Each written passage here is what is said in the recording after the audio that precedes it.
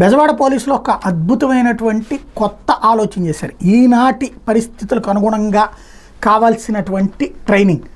ఒకనాడు ఇదివరకటి రోజుల్లో డాక్టర్ రీటీ నాయక్, సురేంద్ర బాబు, ఏబి వెంకటేశ్వరరావు, సుదీప్ లక్టకియా, ఇది కేఎస్ఎన్ మూర్తి ఇట్లాంటి అధికారులు ఉన్నటువంటి సందర్భంలో నిఘాలు వేయటం, ఈ మఫ్టీలో తిరుగుతా మహిళలు వేధించే వాళ్ళని పట్టుకోవడము అట్లాంటివి ఉండేది. అయితే ఇప్పుడు మఫ్టీలో వెళ్ళి బస్ స్టాప్లు, కళాశాల దగ్గర అమ్మాయిలు వేధించే వాళ్ళ భర్తం పట్టడం పాత పోలీసింగ్ అయితే, డ్రోన్ ఎగరేసి దాని ద్వారా ఆ ప్రాంతం మీద నిఘాబెట్టి ఆకతాయిలుగా అటగట్టించడం అనే స్మార్ట్ పోలీసింగ్ వ్యవహారంలో ఇప్పుడు విజయవాడ నగర కమిషనరేట్లోని మహిళా పోలీసులు ఈ స్మార్ట్ పోలీసింగ్ దిశగా అడుగులు వేస్తున్నారు. కాలానికి తగ్గట్టుగా నూతన సాంకేతిక నైపుణ్యాలని పెంచుకుంటున్నారు. ఆ విధమైనటువంటి ట్రైనింగ్ ఇప్పుడు ఇవ్వడం అన్నటువంటిది కీలకం. పోలీస్ కమిషనర్ రాజశేఖర్ బాబు ప్రయోగాత్మకంగా విజయవాడలోని కమాండ్ కంట్రోల్ రూమ్ కమ్యూనికేషన్ విభాగానికి చెందిన 10 మంది మహిళా కానిస్టేబుళ్ళకి ప్రత్యేకంగా శిక్షణ ఇచ్చారు. వీళ్ళు డ్రోన్లను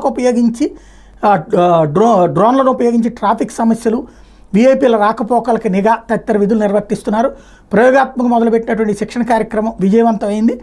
కమిషనరేట్ పరిధిలోని మొత్తం మహిళా సిబ్బందికి ఈ తర్ఫీదు ఇస్తున్నారు. దీనిలో భాగంగా 300 మంది మహిళా కానిస్టేబుల్తో పాటు 500 మహిళా సంరక్షణ కార్యదర్శులను కూడా ఇప్పటిదాకా ఉన్నటువంటి వాళ్ళు ఎవరైతే ఉన్నారో వాళ్ళకు కూడా డ్రోన్ ఆపరేటింగ్లో శిక్షణ కార్యక్రమాన్ని మొదలుపెట్టారు. 4 రోజుల వ్యవధిలో శిక్షణ కార్యక్రమాన్ని పూర్తి చేయాలన్నది ప్రణాళిక. కార్పొరేట్ సోషల్ రెస్పాన్సిబిలిటీ ఫండ్ కింద పారిశ్రామికవేత్తలు ఒప్పించి త్వరలో ప్రతి పోలీస్ స్టేషన్కి ఒక డ్రోన్ కూడా ప్రిపేర్ చేస్తున్నారు. ఇది చాలా అద్భుతమైన ఆలోచన. పోలీస్ కమిషనర్ గారిని అభినందించాలి. అద్భుతమైనటువంటి సంస్కరణ ఆంధ్రప్రదేశ్కి సంబంధించి. ఇదే విజన్ అందరు పోలీస్ కమిషనర్లు, అందరు ఎస్పీలు కూడా చేయొచ్చు. వాళ్ళ దగ్గర ఉన్నటువంటి ఈ గ్రామ కార్యదర్శులుగా, మహిళా కార్యదర్శులుగా ఉన్నటువంటి పోలీసులను ఎవరన్నారు వాళ్ళకి ట్రైనింగు, అట్లాగే ఒరిజినల్ మిగతా పోలీసులకి ట్రైనింగ్ ఇచ్చి చేయగలిగితే ఇది ఒక పెద్ద సంస్కరణ అవుతుంది. వాళ్ళకి సరైనటువంటి దిశలో నడిపించినట్టు అవుతుంది.